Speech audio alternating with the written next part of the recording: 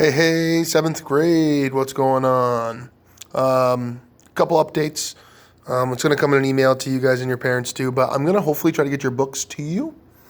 That way you can work directly in your books, make things a lot easier. This is the start of lesson 3. So we look at our opening exercise and it says, if each 10 by 10 unit square represents one whole, so a 10 by 10 represents the whole, then what percent is here? So we see that. I probably shouldn't flip it on you. We see, hold on, I'm going to pause real quick and come back. I'm going to try to clean my camera. So much better. We're back. I think you can notice that we have, let's get this straightened up. There we go. So we have these two squares, right? And so obviously this whole thing, one whole is 100%. So we have 100%. And then if we look here, we have 2 10s and 5. So we have 25. So in whole, that's 125%. And kind of a different way of thinking of things, but think of it this way, right? Say you started with a whole pizza, right?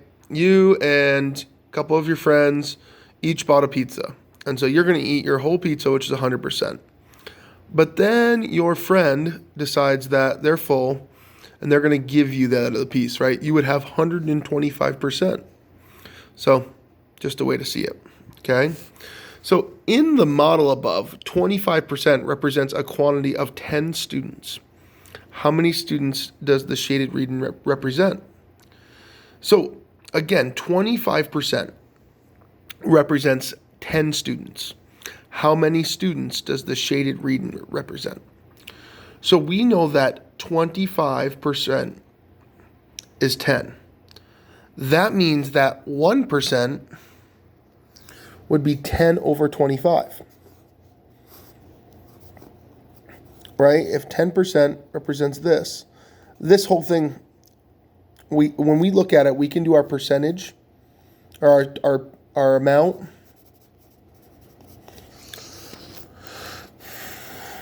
over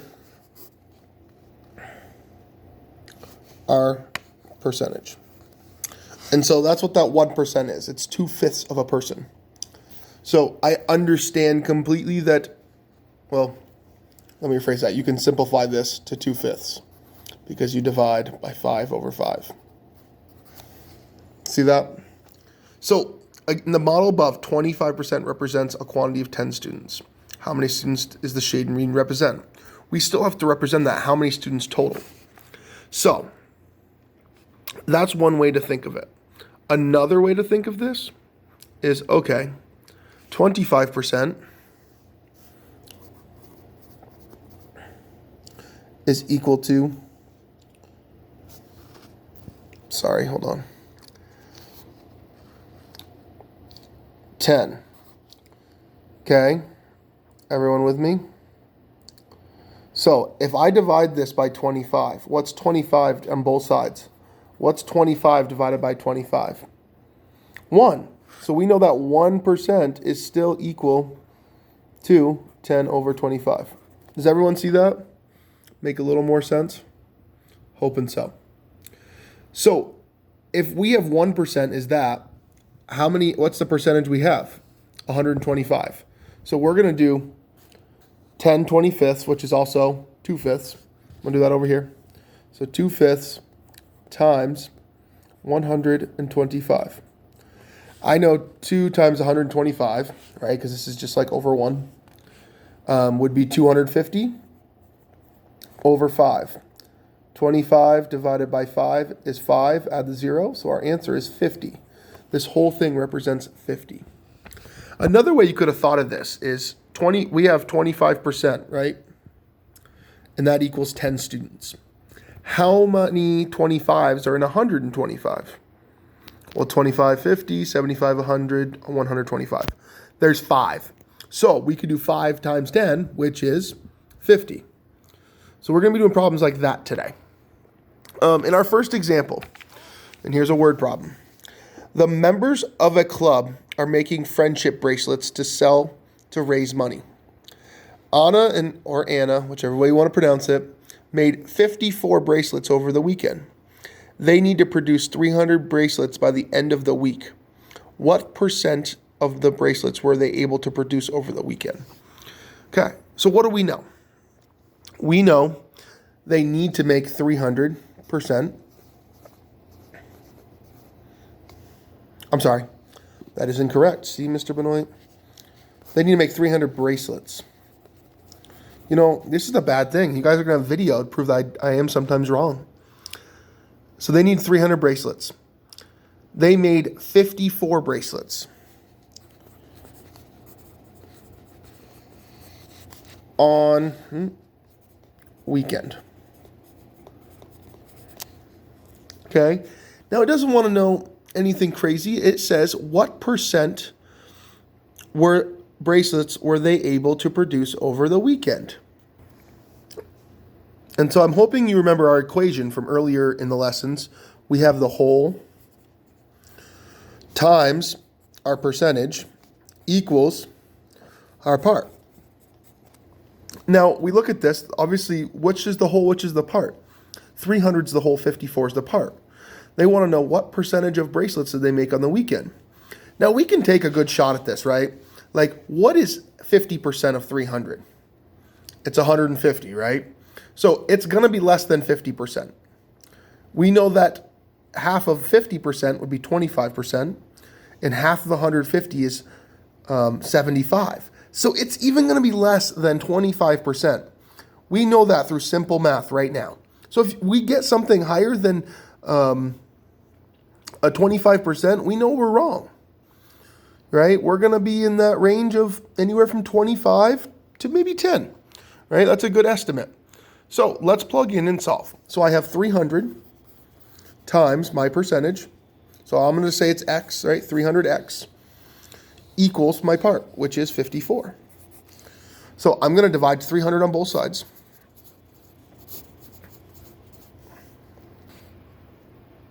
And when I do that, my answer in decimal form is 18 hundredths. Well, that's not a percentage. But remember, our percentages are decimals, right? We have to times it by 100 or move our decimal place twice to get the percentage. So really our percentage is 18%, which we know that is that between the 10 and 25 we estimated. And think of it on a tape diagram. As much as I'm more of a mathematical person, less of a pictorial, right? We have this hole, right? And this is from 0 to 100%, right? And that 300's right there, so it's great. This is 300. This is 0, right? If I made 0 bracelets, I've done 0% of it. If I've made all 300, I've made 100%. We've made 54 bracelets. Doesn't that seem like an 18% kind of thing, right? We know that at 50, we would be at 150, right? If we did 50% right down the middle, and I know my picture isn't perfect, but 50%, 150. Again, we can figure that out pretty quickly. All right, this next one seems tricky, but it's not, guys. So Anna produced 32 bracelets of the 54 bracelets produced by the both of them over the weekend. Write the number of bracelets that Emily produced as a part of those that Anna produced. So kind of wordy here, but let's figure out our information, right? So we know that Anna produced 32. Now, if Anna produced 32, what did Emily produce? You should be getting 22 right now, right? Because 22 plus 32, our whole would be 54. With me on that? And so they ask us, they say, write the number of bracelets that Emily produced. So we're talking about Emily. So that 22, as a percent of those that Anna produced. So they're asking us to compare it to Anna, or use Anna as the whole. So we're doing 22 to 32. So again, let's draw a tape diagram here. And listen, I know I'm shaky, and I apologize for that. You guys know Mr. Benoit, I don't sit still well. So this is 0, and 100% would be 32. What is half of 32? 16, correct. So that, 16 goes up here, and this is 50%, right? So are we going to be greater than 50%? Yes, we are. We know that a quarter, 25%, would be 8. So we add another 8 here, it'd be 24. So if we're looking to figure out the percentage of Emily compared to Anna, or that Emily produced as a percent of those that Anna produced, right? We know that with 22, we're going to be just shy of 75, but definitely more than 50 when we solve this. So again, we know that our equation, go back to the next page, whole times percentage equals parts. So what is my whole? Well, it's not the 54 that I have written here, right? Because we are comparing it to Anna, 32. Do we know our percentage? No. X equals 22. So I divide 32 on both sides. And again, am I going to get a whole number as most of our percentages are? No, I'm going to get a decimal because we have to times that decimal by 100 to turn it into a percent. Okay? Think of 100% as 1. Think of 75% as 75 hundredths. 50% as 5 tenths, etc. So I got to do 22 divided by 32. I get out my handy dandy calculator, and I get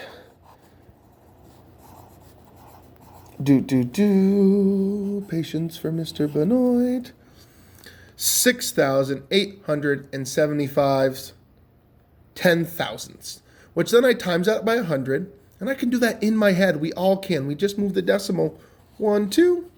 And my answer is 68.75 or 75 hundredths percent. And doesn't that make sense, right? We knew it was going to be less than 75%, but definitely more than 50. Okay? This is where you guys can get tricked because they asked us to compare it to Anna. Not the whole 54, right? But to Anna. C says, write the number of bracelets that Anna produced as a percent of Emily produced. Okay, so now we're switching this, right? Our whole is 22, and our part is 32. Which, when we think about this, so let's write this out in equations. So we have 22 x equals 32. Now, we see this, everyone with me. If we're comparing this, Anna is, or Emily, I'm sorry, made 22, right? That's 100%. 0% with me. Anna made 32 of them. So what is the percentage going to be? Yeah, you guessed it. Greater than 100%. Right? If we add another 50%, so we make this 150%, half of 22 is 11. So that would be 33. So we're going to be really close to 150%. So let's solve. We divide 22 on both sides. 32 divided by 22 is, let me get out my handy dandy calculator. I'm being a slacker here.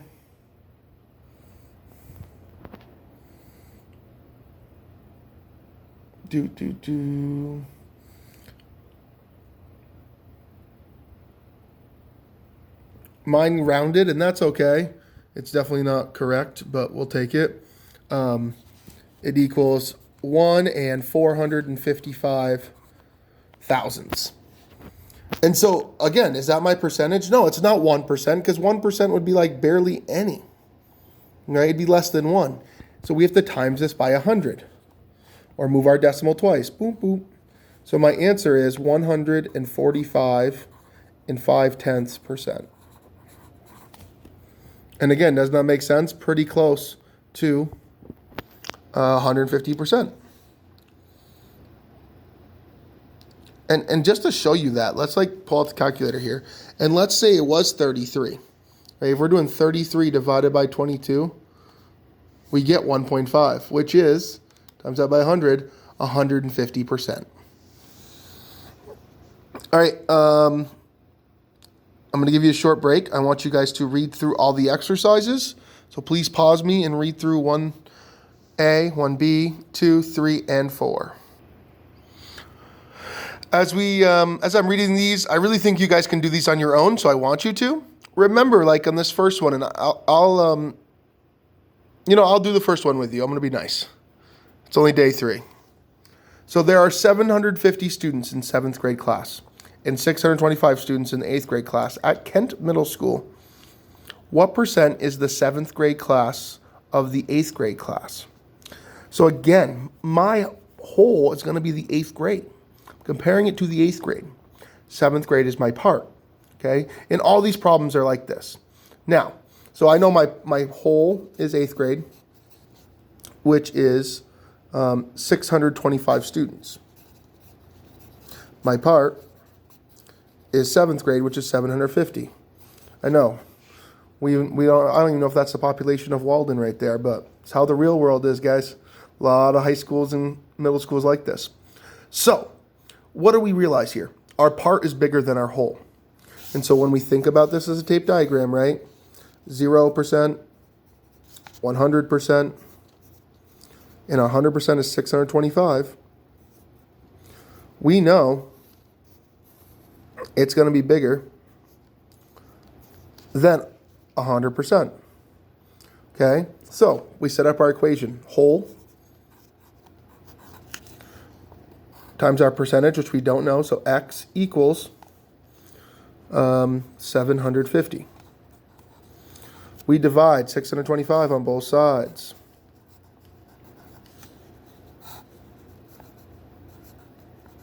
To get X equals